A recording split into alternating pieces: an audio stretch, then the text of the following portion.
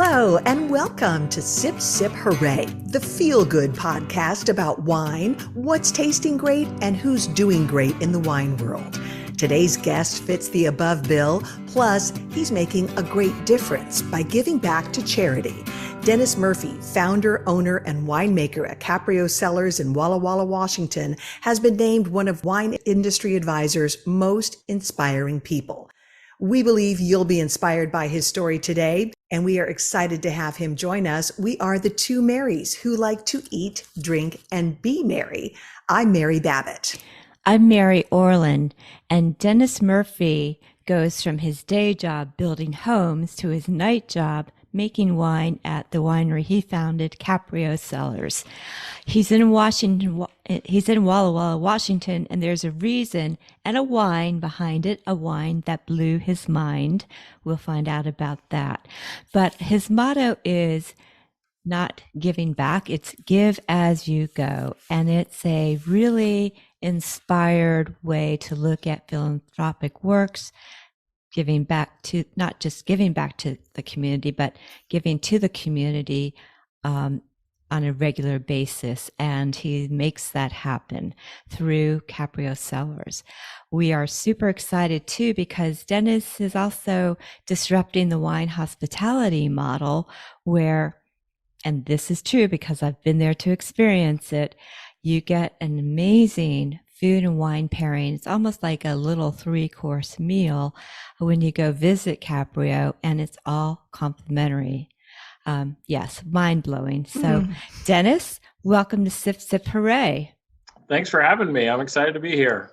We are thrilled to have you join us, and we're happy to get to know you better today, Dennis. First, maybe set the scene for us. For someone who's never been to Walla Walla, where is it in the state of Washington, and what's it like there? What's it look like? Is it hilly? Is it, what do you see there? Walla Walla is a beautiful little town on the southeast side of the state of Washington.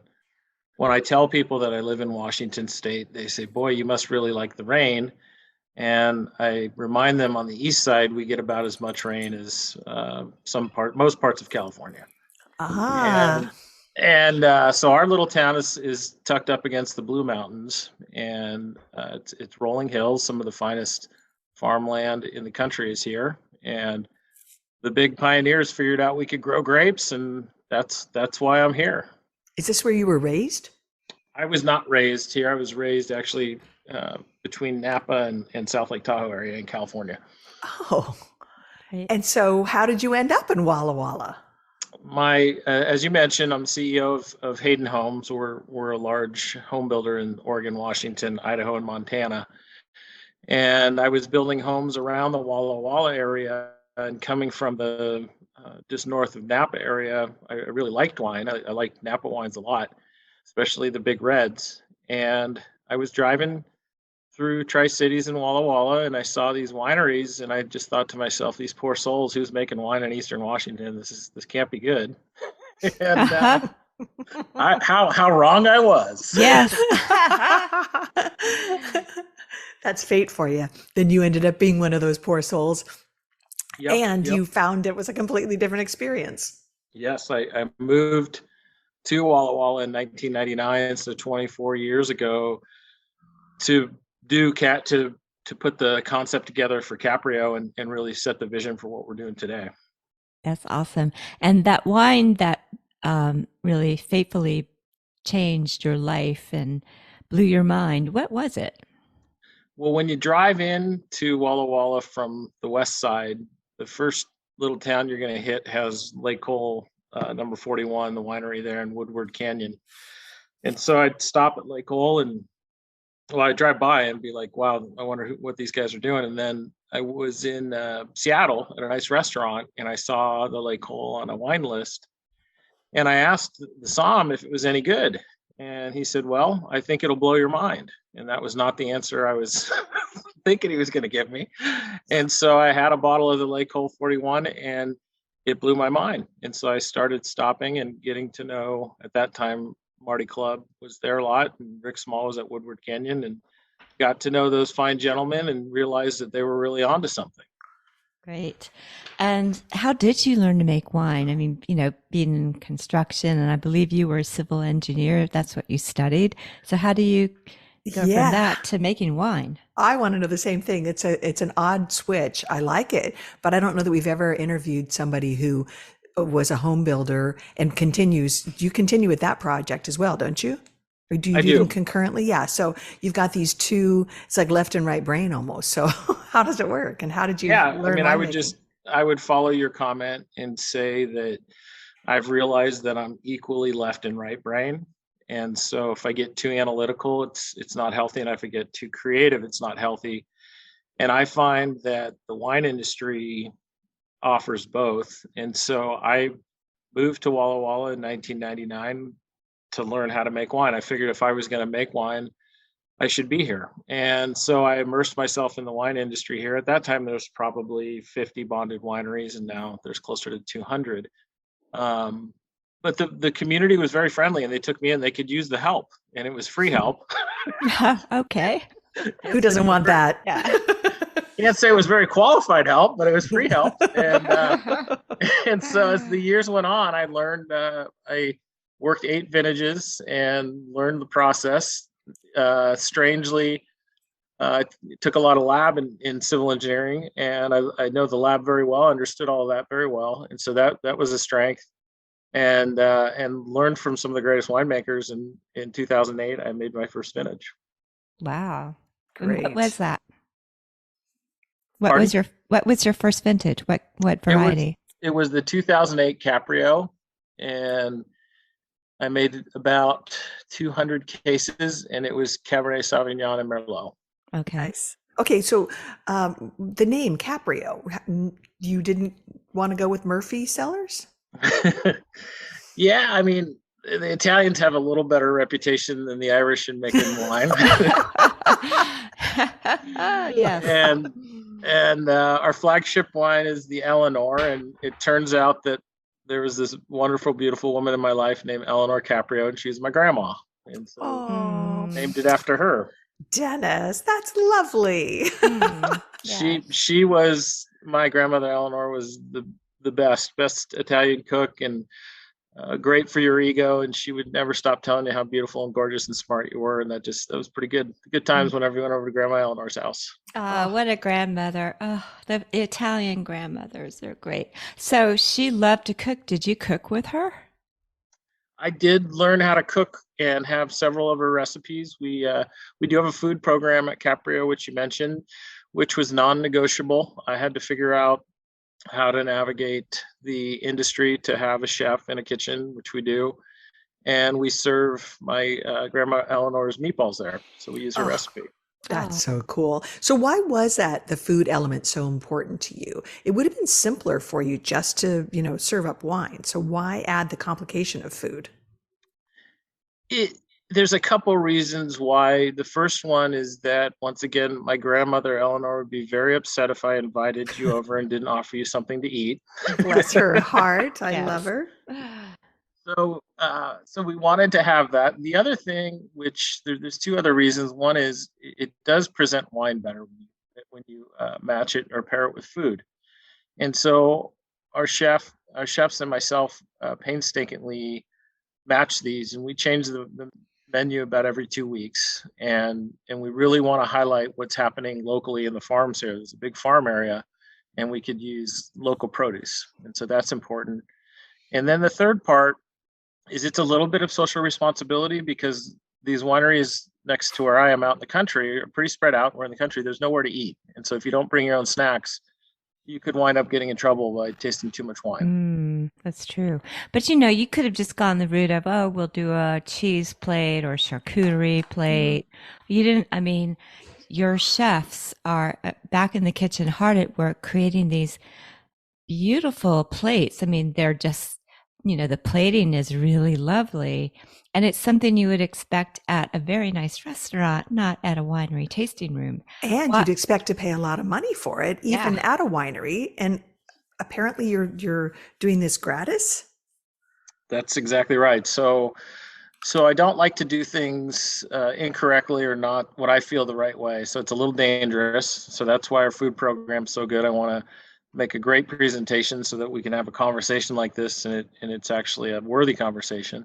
And then the no cost thing is it's a little complicated at first, but then once you understand my motivation, it's kind of one of those things that was, one of those things right in front of us that really makes sense.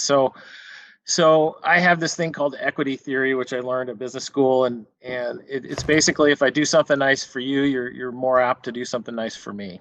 And so Caprio offers complimentary food and wine tastings because we want you to come and experience it, and we want you to slow down. And we ask that you stay for 90 minutes. We ask that you sign up in advance for appointment only.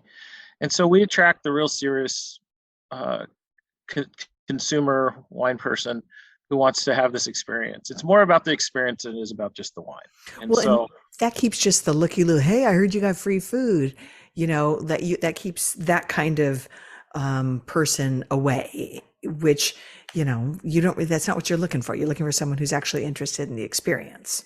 Exactly. And because we offer this beautiful experience, our customers tend to buy more wine from us, and that's the business we're in. So it actually, instead of doing marketing, we do a chef and complimentary tastings, and we sell about 2 times the amount of wine per person that most tasting rooms do.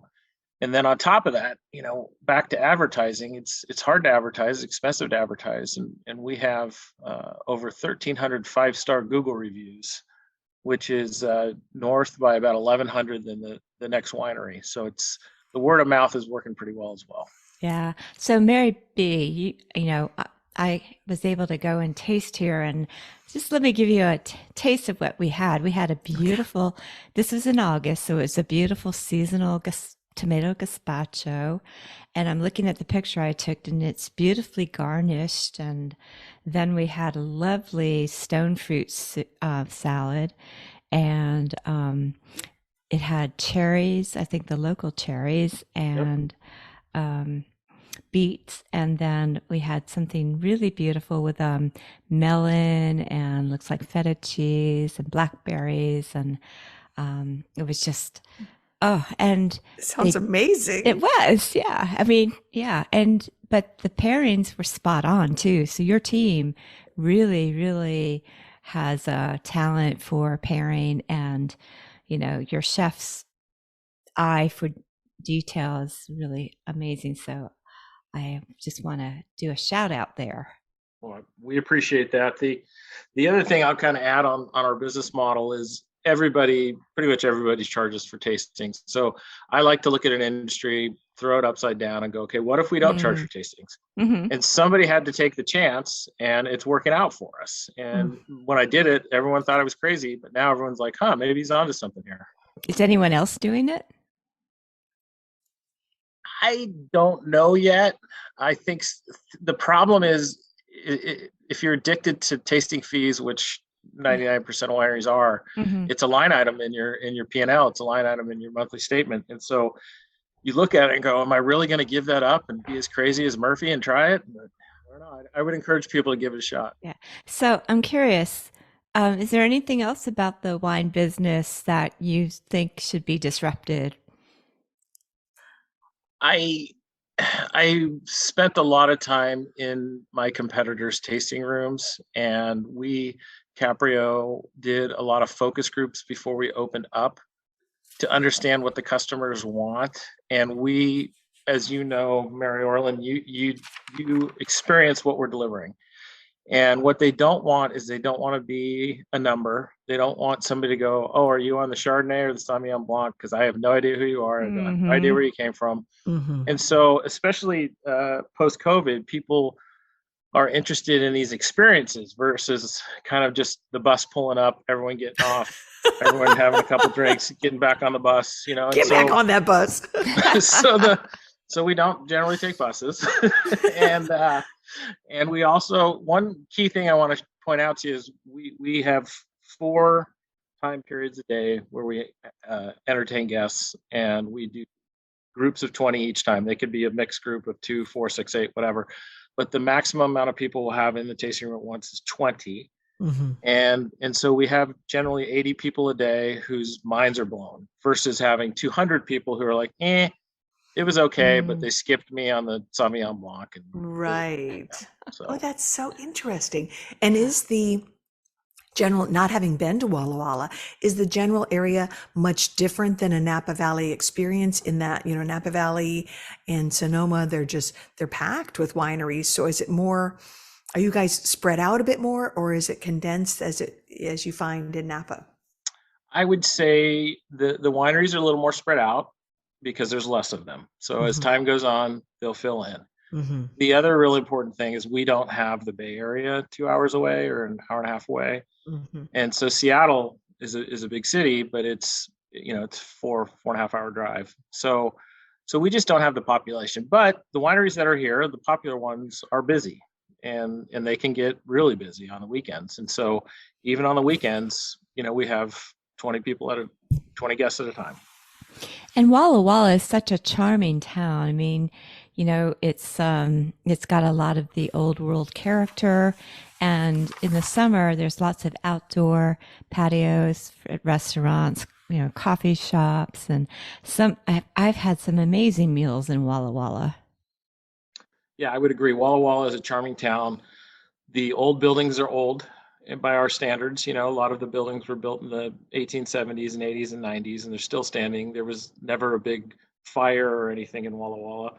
And it's had a pretty steady population for the last 100 years. If anything, it's gone down a little because it was really popular during the Lewis and Clark times and the Oregon Trail times. So it has big infrastructure, it's beautiful, and it's charming. And the wine industry has really stepped up the restaurateurs and the culture. And so it's pretty exciting to be here. It's been fun to watch. I love it. And I love that not only because, when I really wanted to ask you, how can you afford to do this? But I'm so glad that um, this equity theory approach to your business and your production is paying off for you. Um, People are giving back what they're getting. You give them a good experience and they're buying your wine. So I just love that.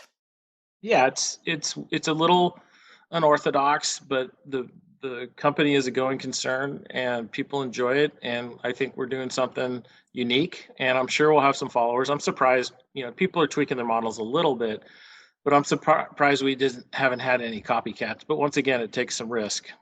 Hmm. Sure, sure. Yep, Absolutely. yep. So part of another thing that I am interested in is the fact that you're also doing some sustainability efforts in your vineyards and in the winemaking process. Can you tell us about that part? Yeah, so we have three vineyards, and they total about 30 acres. Our largest vineyard is uh, is certified sustainable. The other two vineyards are smaller. When you certify, it takes a lot of work, and so to do a small 3 acre vineyard is really eventually I'll do it. But if you follow me, the work to do the larger vineyards is easier. I just do the same exact thing in the smaller vineyards. I just don't have it certified yet, and so I will go through that, and we'll be 100% sustainable on the vineyard side. On the winery side, we just do our best to do our part, and we simple things like we just quit using capsules about 3 years ago, so it's really just a label, bottle, and cork. Yeah, that's And great.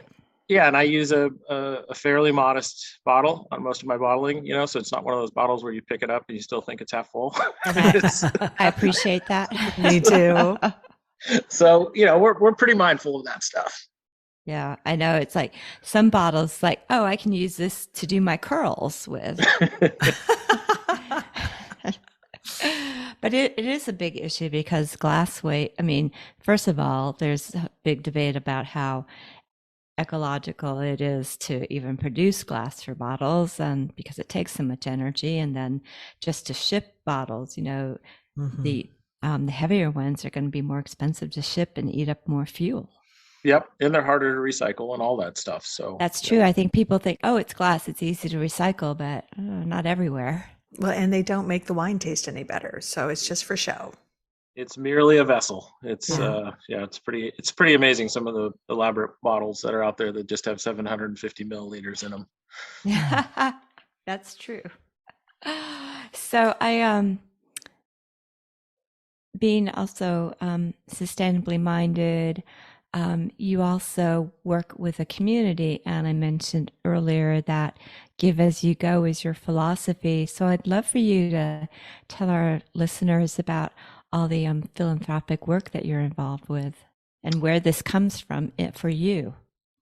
Yeah, the thought of having a life without appreciation for others and community is really strange for me. And so from a young age, I always just like to help. And I'm the youngest of 5 kids, and my brothers and sisters would have their birthday, and we were pretty modest upbringing, so I'd wrap my favorite present and I'd give it to them for their birthday. And I think they didn't. My sisters didn't necessarily want a Matchbox car, but but it was one of the good ones. Yeah. They recognized that it was a symbol of me giving them something valuable that I valued to them. Mm. And so that's really just resonated through my life. And I've always felt like if we all just kind of gave as we went along, we wouldn't have to worry about stopping or thinking about it. We just make it part of our daily routine, part of our fabric. And that's what we do. And so it just kind of, not that giving back is a weird thing or a negative thing, but I would say, people around the holidays, we did well this year, so we're going to give back. And I'm thinking, if you have to give back, why did you take so much in the first place? Ooh, good point. Very interesting. So we just, we're very mindful on a regular basis to do things for the community.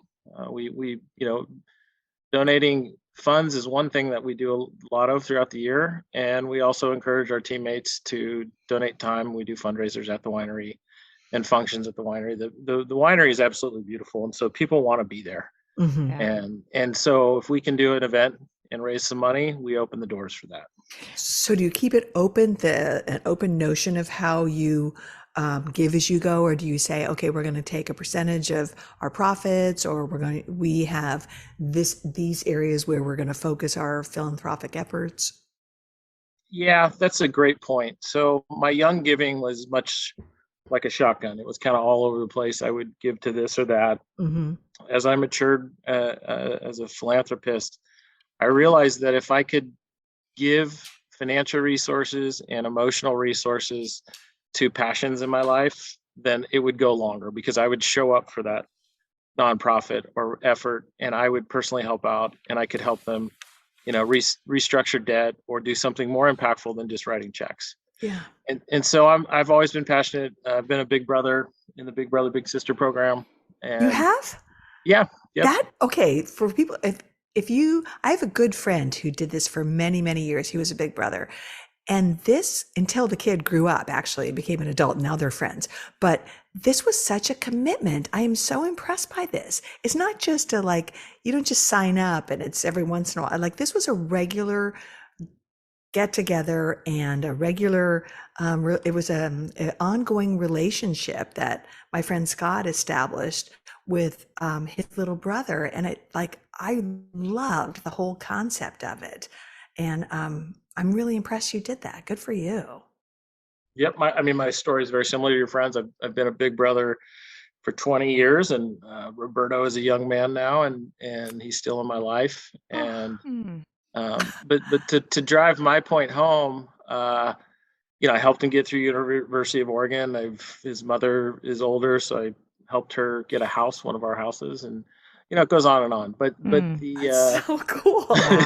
the other thing is, kind of backing up this whole passionate thing, they asked me to be on the board of Big Brother Big Sister.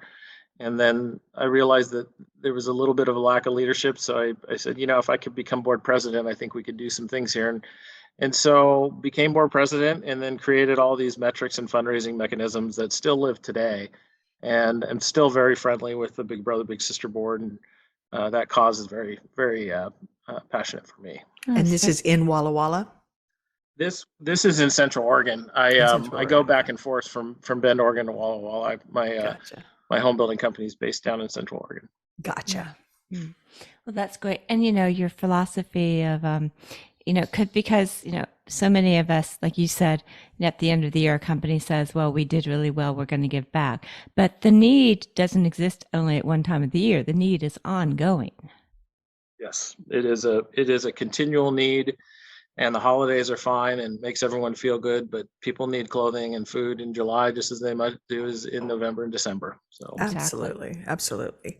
the other Well, the other effort I will share with you is called First Story, and Mhm. my company Hayden Homes founded First Story, and we build houses for families that would never have a house. And so our goal is to start building one house a year in 2001. And we just delivered our 100th house. So we're a little ahead of schedule. Wow. what? That's and Wow. uh, and impressive.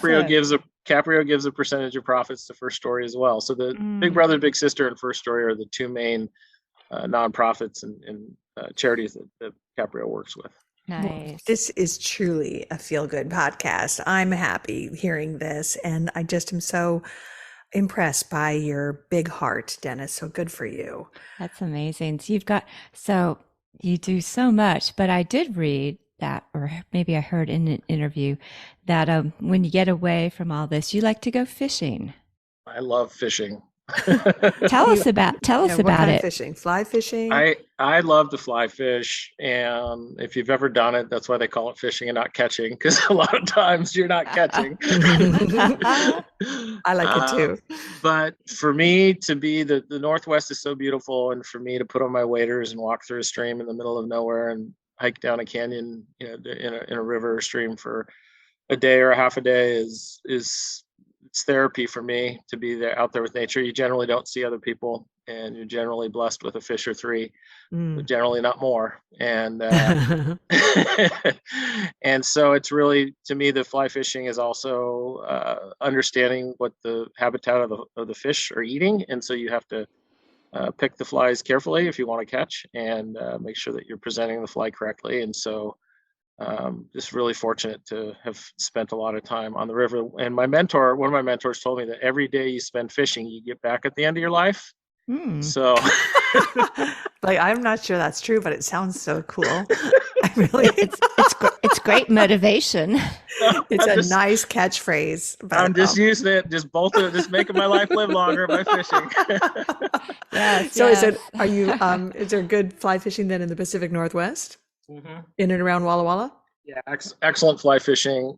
We live pretty close to the Blue Mountains here, and you can get up into the lakes and streams up there. And then obviously Bend, Oregon is world class. Yeah. And then I've been fortunate enough to be involved in a lodge down in Patagonia. I built a lodge down there about 20 years ago, and Oh my God. go down there every year to do some fly fishing. Oh, wow. Not too shabby. Have you tried any of the wines from Patagonia?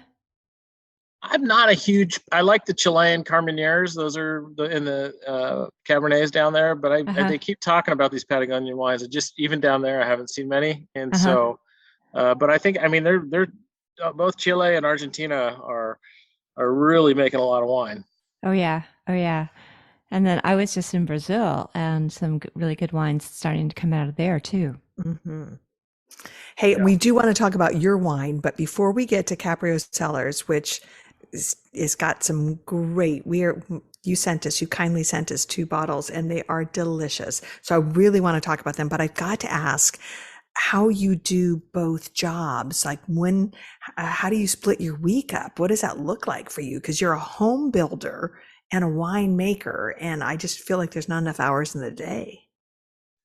I love to work. I don't, they say if you love what you do, you don't work a day in your life. And so that's kind of how I feel.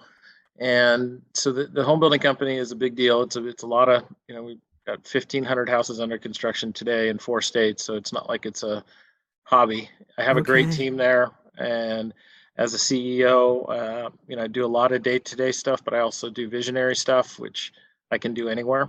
And Hmm. so the side of Caprio is very manageable. I have a great team at Caprio, and it's really intense during harvest, blending, and bottling. So there's these 3 times a year where I kind of scheduled to be doing that, Hmm. and so I work around that. So my Hmm. schedule's flexible enough to do that, and so it kind of works together. I will tell you a story. When I first started Caprio, I was the only employee. So I would get home at 5 or 6 o'clock at night, and I would put together the wine club shipments in my garage.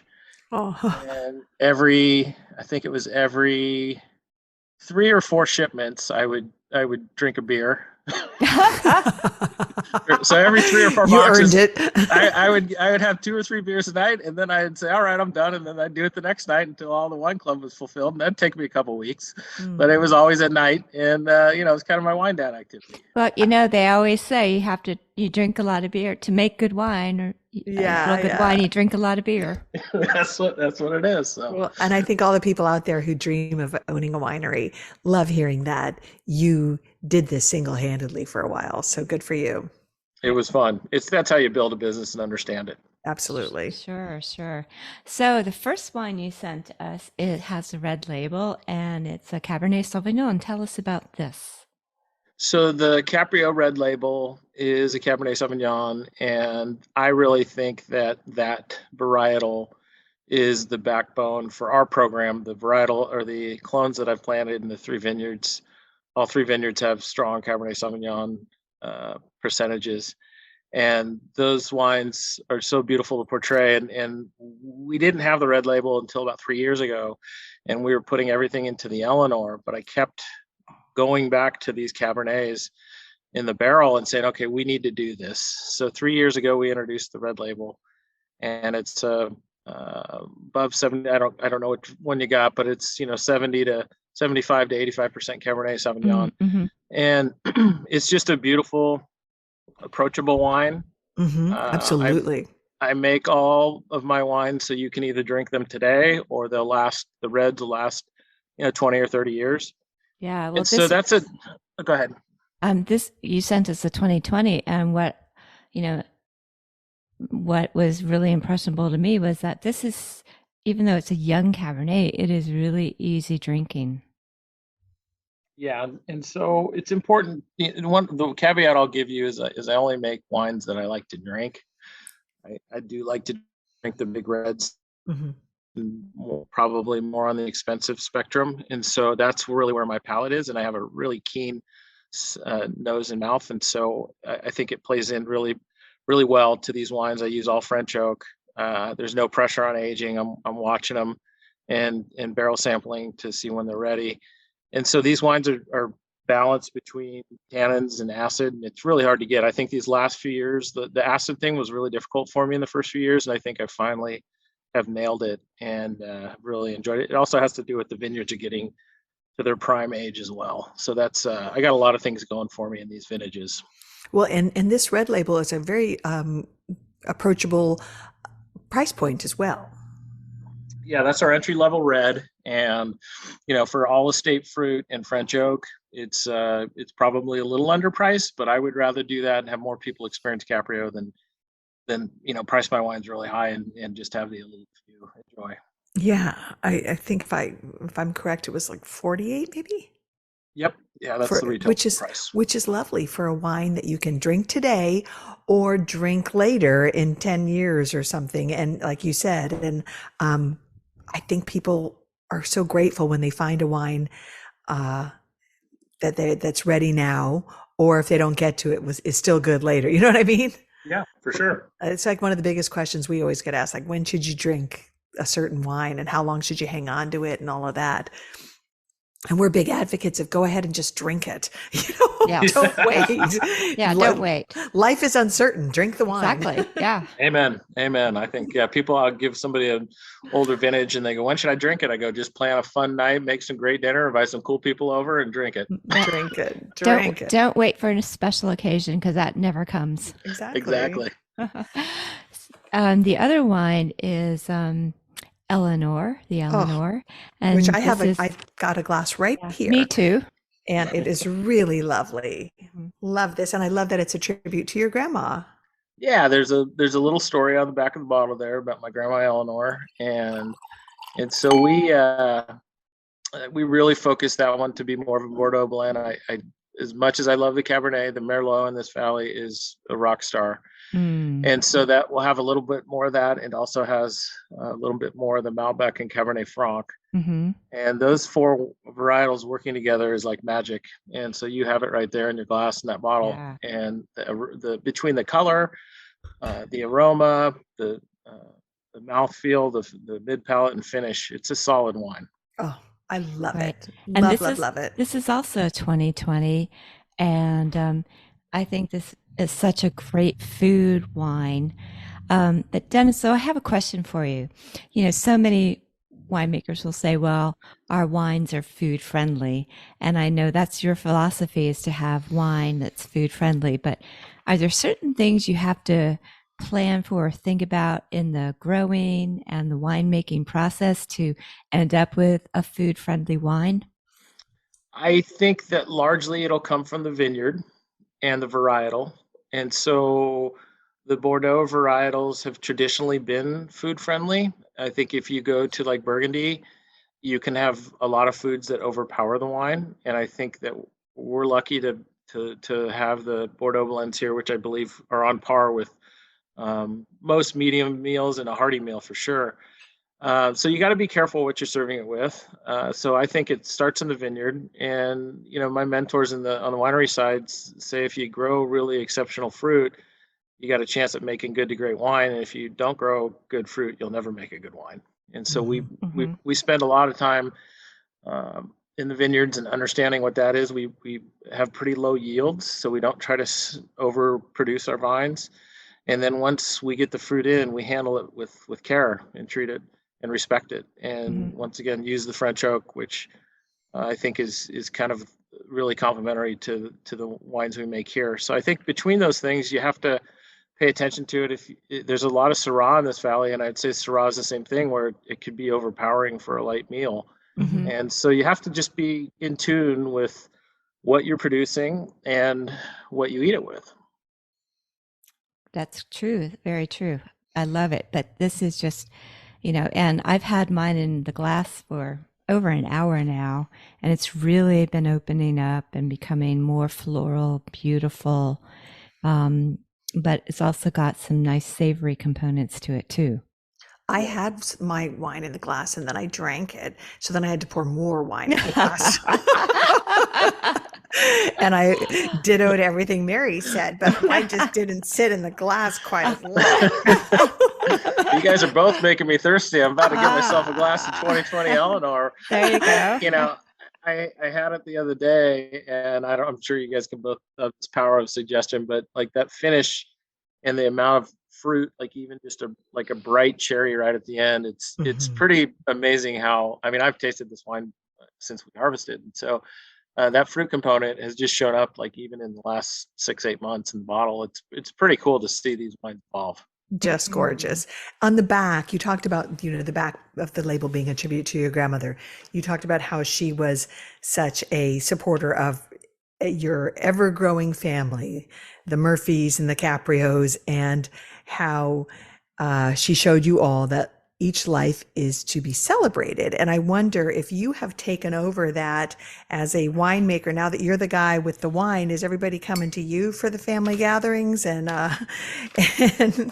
and what does that look like in your family now? What's interesting is my I don't know what this means, but I have two older sisters, two older brothers. I'm the youngest of five, and I'm one my of five as well, by the way. BT all right. dubs. I'm fourth out of five. Okay, and so my oldest sister says, Dan, you're more like the middle child because you are the one who keeps like you invite everyone over and kind of the center of the family. So I would say yes. I would say that I Aw. invite people over. I love to cook. I love to have people at my home and have a good time. And that really kind of flows through to Caprio and the winery. Like the biggest compliment we get is I heard so much about you. I thought it was going to be really stuffy, and I felt like I was having a drink at my friend's house. Oh, that's high praise. Mhm. Love that. Yeah. Yeah, so it's just kind of, I think that part of my personality definitely comes through when you meet me or when you're at Caprio. Really Fantastic. fun. Well, Mary Orland told me that we could um, not mention a winery dog friendly vibe at Caprio Cellars. Yeah, well, we're on 100 acres and we have all sorts of quail and pheasants and natural habitat just running around. And so we have two dogs. My dog Roxy, who's right here, she's she's just looking at me. What are you doing, Dad? She heard her name. Yeah. And then Roscoe is Emily Kiefer, who's our director of customer experience, who runs Caprio. So Emily, shout out to Emily. She's the best. Her dog Roscoe's there, and he's a golden retriever, and everybody loves Roscoe and Roxy. So it's a good little combo up there. Nice. Awesome. Nice. And just talk about the experience. I mean, you can come there. The winery is on the top of a hill, so you almost have a panoramic view of the Walla Walla region. Yeah. So the most important thing would be to make an appointment, and it's super easy to do. People call me and they're like, "Hey, can you make me an appointment?" I'm like, "I can do it, but like it's really easy. Just go on the website, click a few buttons, and you'll get an email back."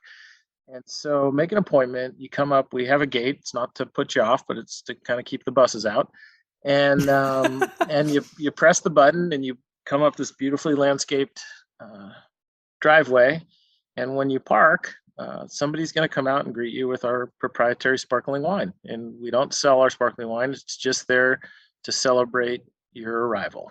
And so you can drink as much of it as you want while you're at the tasting room, and within reason, I guess. But so you come in and you find a spot. We have beautiful little vignettes. See if you want to sit on a couch, or if you want to sit on one of our tall table bistro tables, or you want to sit outside next to a fire pit. But you really get to choose what your vibe is and where you want to be. And then our team will take great care of you from there. It's just an odyssey of food and wine, and I think it's pretty well done. Sounds terrific. I think I'm hoping that our podcasts, well, not that I want you to be inundated with the buses, but everything you've said so far makes me like want to book a flight to Walla Walla ASAP. Absolutely. So Dennis, tell us, how can people find you? What's the website? What's the best way to follow Caprio? Yeah, so CaprioCellars.com is the website, and Caprio Cellars is our Instagram. And so just reach out. And if the thing, like, our goal is, Walla Walla Valley is amazing. And once you come here, if you haven't been here, it's going to be hard to say you didn't have a good time. And what we really want you to do is work your visit around Caprio. And so come on in and make it one of your first visits, because we'll tell you where to go to dinner. We're going to spend time with you. You're going to have one of our teammates just sitting there with you, walking you through the soils, vineyards, all the things that make this place special. And so to have that on your list and have you come in, it'll make your visit a lot better. Terrific. Well, Dennis Murphy, what a pleasure this has been. Thank you so much. What a joy to meet a good guy who makes great wine and is doing great things in this world. I really appreciate the time you spent with us, and I'm glad to know you. Well, thanks for having me. It's great to be with both of you today.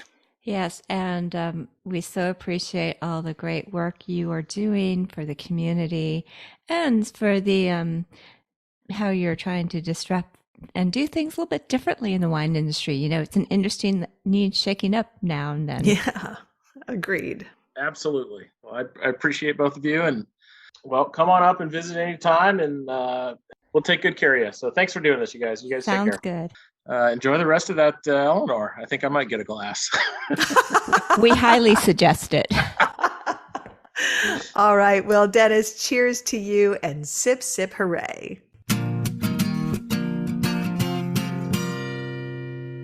Mary Babbitt, this is one of the most inspirational people we've had on Sip Sip Hooray. I mean, he just really was inspired by one wine, and he made it part of his life. Oh, yeah. And I just love that equity theory. Yes. I do something nice for you. You want to give back to me, or you want to do something nice for me. It makes total sense. Yeah. So yes, offering free food and wine pairings and like not charging for tastings. Yeah. Then you go and you have this terrific experience and you want to buy his wine. Mm-hmm. It makes good sense. Sure. And then you want to tell other people about it. And it's just really, I'm telling you, the experience was amazing, and I wasn't saying that just to be nice. We're not that nice. No, and I wasn't paid. This is not a paid or sponsored segment. No, no, and like I haven't been there, but he, like I said at the end there, he makes me want to go visit because Dennis sounds like a genuinely good guy, Yeah. and having tasted the wine that he sent us, it's wonderful. Yeah, yeah. So, well, we're so happy to share stories like this with you, our listeners. And if you like this episode, please go to wherever you listen to your podcasts and rate us, give us a review. That helps other people find us. Yes, we would love if you would take the time to do that. It makes such a difference for us. You can find us, of course, on Instagram and Facebook. We're Sip Sip Hooray Podcasts, and on Twitter, Sip Sip Hooray Podcast 1. And our website, if you need it, is Sip Sip Hooray Podcast. Podcast.com. And I will be posting show notes. So we'll link to the winery. We'll list the wines that we tasted. And while you're there, if you haven't listened to some other episodes, you can, why not binge on some of our past episodes? We think if you've got a long drive up ahead or a long flight, download it and take us along. We are binge worthy. Yes, absolutely. All right, Mare. This was fun. Until we get to do it again, cheers to you and Sip Sip Hooray. Cheers, Mary B. Sip Sip Hooray.